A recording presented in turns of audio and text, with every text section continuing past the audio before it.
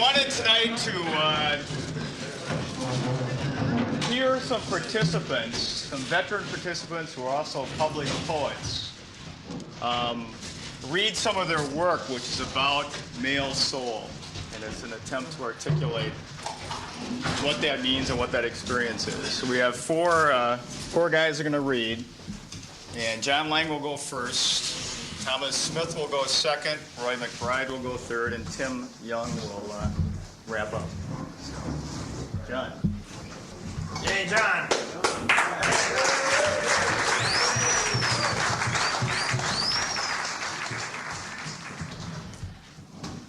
At present,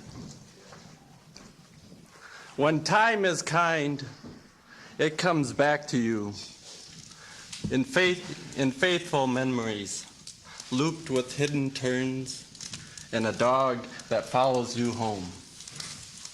We call sure companions friends, and milk remains a gift I can give to a cat. But for you, whom time has never seen, we just talk. Nice one.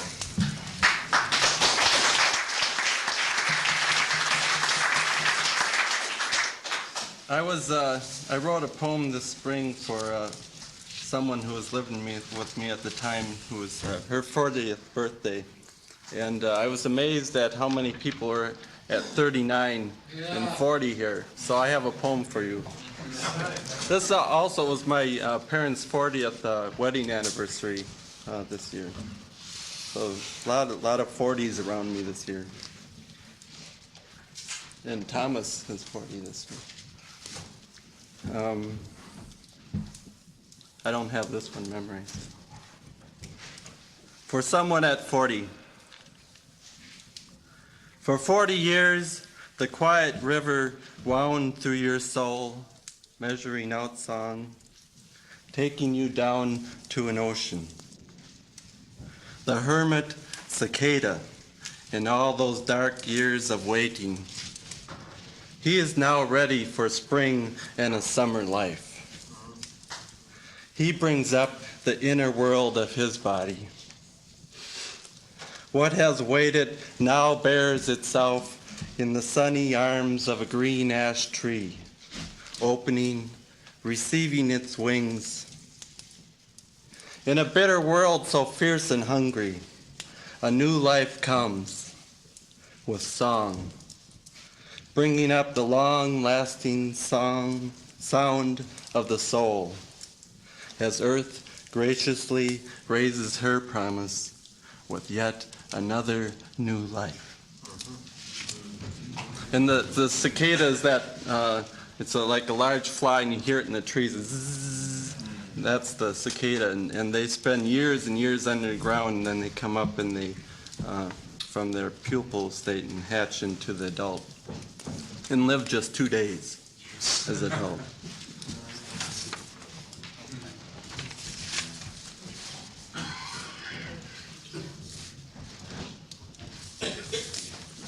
I'll do for you the poem that's in Inroads. And it's an epitaph, A Man on the River. And this poem reminded me, well, there's a William Stafford poem I memorized, and it's called Country Epitaph. And I thought, well, you know, I've been doing this poem for a long time, and I thought, well, I should write my own epitaph poem. And this poem reminds me of a man who lived just south of me along the river. And I grew up on a farm. And he used to come up and tell stories all the time about what was going on down by the river. Well, my dad would fix some broken part of his. So, epitaph, A Man on the River. Under this stone, no light brings pity, though I might want a little understanding for the choices I've made.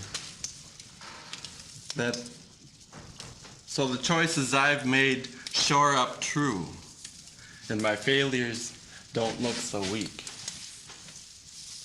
I didn't spend much time looking for success. I didn't find much either. With the whole country already bent on it, I figured success was, like most other things, just about used up. Instead, I looked for the slow river that wound through my soul. When I found it, I stayed for the long afternoons with my hook in.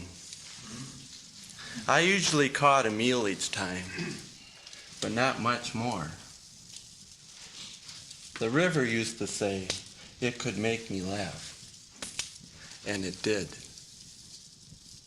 Said it could drain away my sorrow, and it flowed on, never empty, never dry. The soul stayed a long time in the riverbed.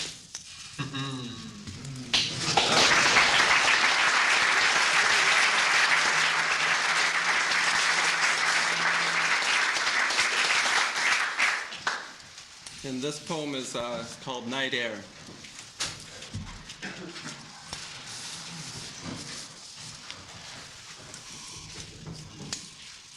The night is falling in my roses, filling their petals with the dark air and a deep silence that stays inside.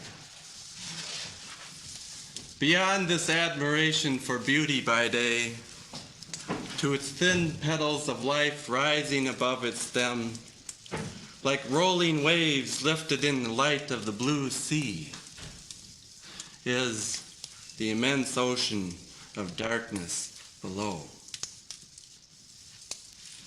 Out here on this edge where beauty breaks and sheds of darkness enter you. Here where the lonely river takes you down again, turtle eyes are dreaming in song of what the body will carry after each petal has slipped away. And you, soul, standing bare on your lonely roots, you, soul, plunge into the night and sing. Good one.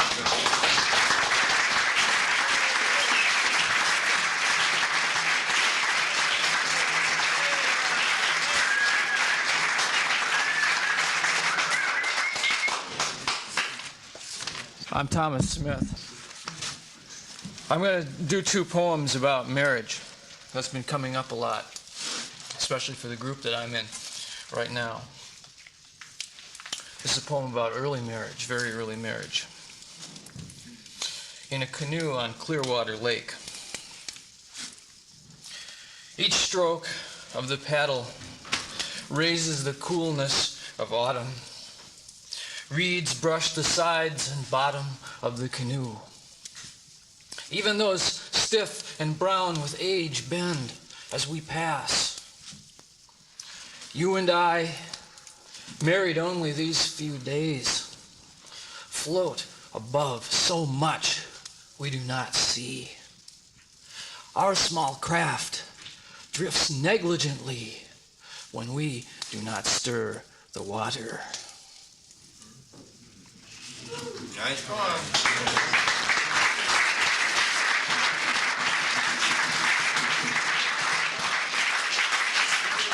What's that? I'd rather do it later sometime because time is limited here. I'd do it on request for anybody. Okay. This is a poem about conflict early in the relationship. When I first got together with my wife, and we had a real battle with her parents. And this poem was dedicated to her courage. It's called Your Courage. Your skirts flew outward in the dance, then back to your thighs like a lover's hands. Your breasts and hips and shaken hair gave my desire a voice to speak with. When summer came, a Ferris wheel climbed from the river with its lights dripping. One night, we all slept at your house. Would you like to come into my room, saying you would live with me. The face you'd shown your family fell away. Your parents rose threateningly, raised fierce masks of the church, wanted you to fly to Detroit to be shamed. Don't go, I urged, scared too. Fear advanced, bunched like fists, like clouds. From then on, in order to find each other, we had to fight that darkness that had entered our house. Though I still don't know if it came from my dark blood or your courage.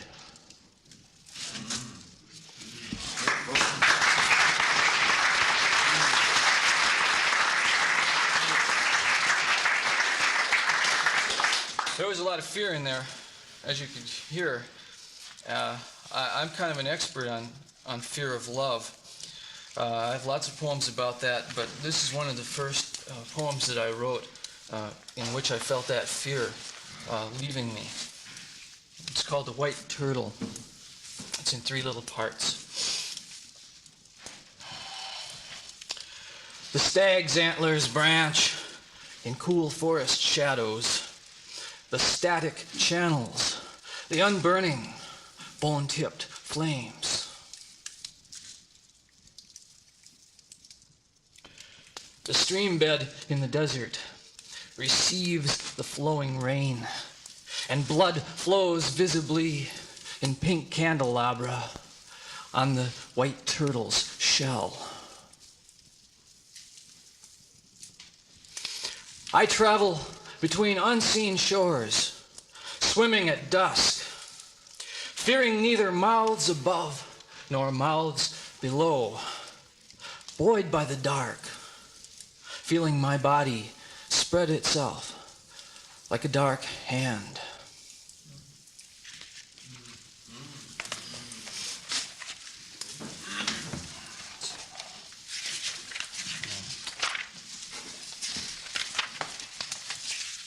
I have a poem here which is from a group of poems I wrote celebrating the fallows, cock, the tall mullen. This is a prose poem, so it's a little looser than those that I read before. A tall mullen. You know what that plant is, everyone? No? Well, I describe it in the poem, but it grows often by the sides of roads and near railroad tracks. This stalk has nothing of the sheltering mother curve. Small things lodged between its stem and leaves are less received than accrued. It includes them thoughtlessly in its ascent. Petals, bits of old leaves, insects in morning torpor, the salt fields of dew. It is manly core, pith, backbone, a straight line ruled from the ground. Purposefully it rises, or allows itself to be raised by some God commanding uprightness, up through successive layers of hairy leaves sheathing in fierce flame-like postures, the vertical mystery. It is a means to something.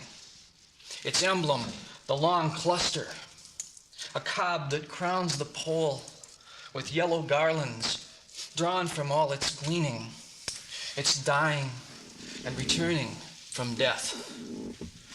The mullen blossoms emerge from hard bud shapes that concentrate the whole plant's resolve.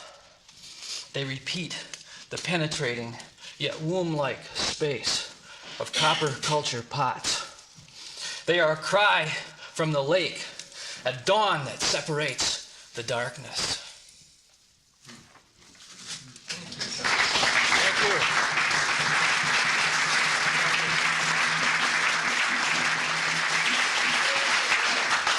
Thank you. I was coming up here, I didn't know where it was going, but I knew it was a special place. Didn't know how special it was, but maybe we don't know. had a poem, Life is what we can never imagine happening to us. And you are what I could never imagine happening to me. It was 20 years ago today, Sergeant Pepper taught his band to play. They had style, called themselves the Beatles. Getting high, getting strange, fire on the horizon, strangers in a strange landscape, integrate, congregate in the summer of love, summers of convergence, create new nations. It was 200 years ago today, Sergeant Pepper taught his band to play. They had style, called themselves the Constitutional Convention. Forefathers and motherfuckers, yours and mine, setting rules we learned in school. Free enterprise, democracy. This great nation, our great nation. It was 2,000 years ago today, Sergeant Pepper taught his band to play. They had style, called themselves the Way. Long hairs with bread and wine, preaching immaculate convergence. Peace and love in all the nations. Sergeant Pepper's Lonely, Sergeant Pepper's Lonely, Sergeant Pepper's Lonely Hearts Club Band.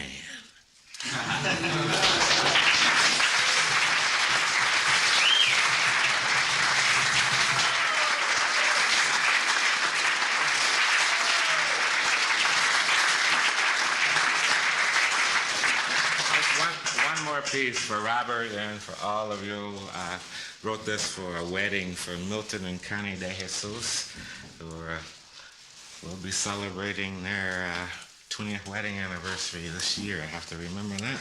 It's coming up. I have a goddaughter, Carmen Inez Concepcion Miranda De Jesus. 15 now. And this is I wrote for their wedding called This Man, This Woman. This man wants to love, wants to be loved, wants to love and be loved, wants to love. This woman wants to love, wants to be loved, wants to love and be loved, wants to love. This man and woman want to love, want to be loved, want to love and be loved, want to love. Thank you.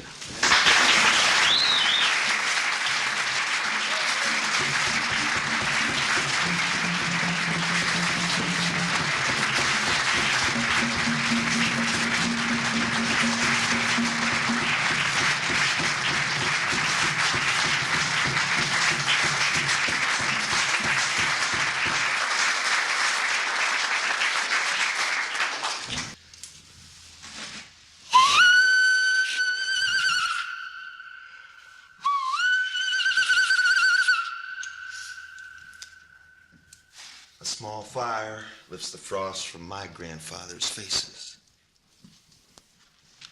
We're silent. Sit close. All I see are their lighted faces. I'm surprised to find I already know what they know. I've always known what they know. Now, I pay attention to what we know.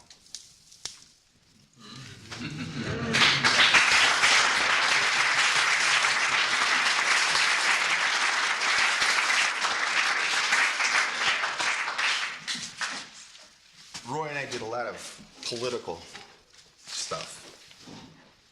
This is one of them.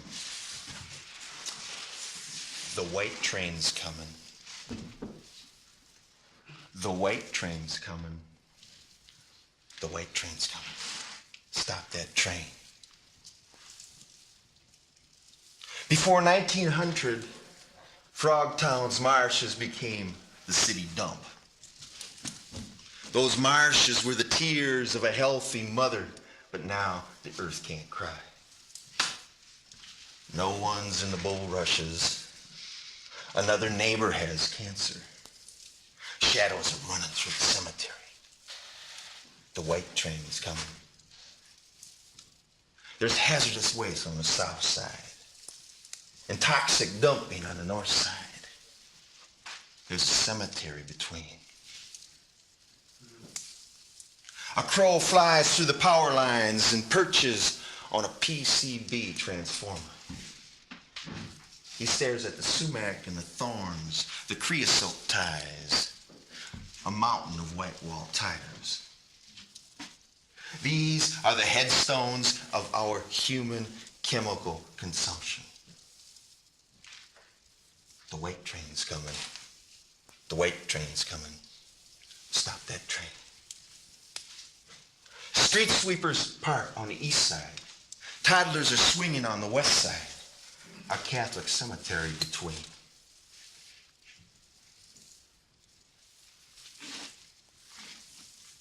A senior high-rise now is the landmark. The wilder high-rise is on the south side. Front Street high-rise is on the north side. They all see the green and granite graveyard and the angel of death. That stone cold mother. A cyclone fence restrains her fury. The white train's coming. The white train's coming. There's toxins on the inside, poisons on the outside, Calvary cemeteries between. In Latin, Calvary is the place of the skull. In Aramaic, the name is Golgotha. In English, it's simply skull, crossed bones. Labels on 55-gallon drums, hiding in an empty monument shop where the stone carvers once chipped epitaphs. The white train's coming, the white train's coming, the white train's coming, the white train's coming, the white train's coming. Stop that train.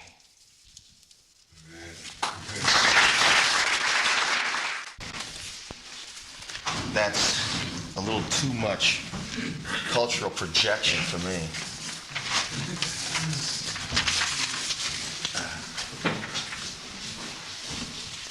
Last year, when Doug Van Koss was here, he asked me to do a poem about scars. It took me quite a while to work something, so I did this one for Douglas. And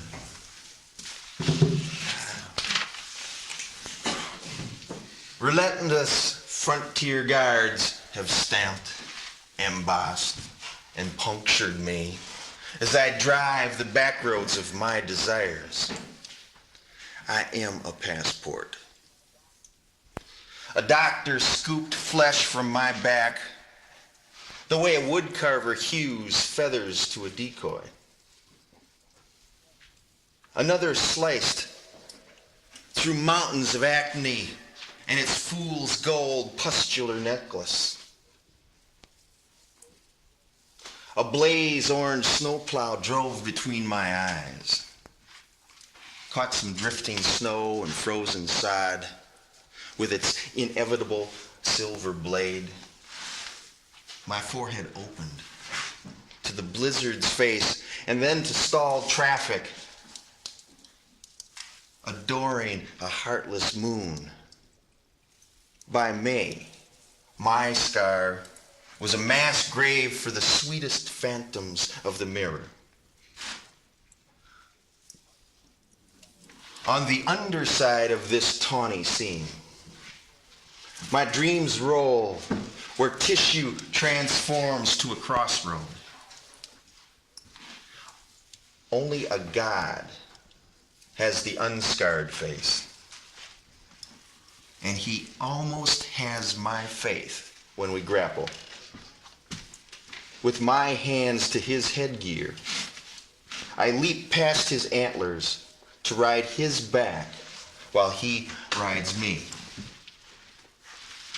Over the upturned furrows and a rippling landscape, we travel the soul in a really fearsome joy.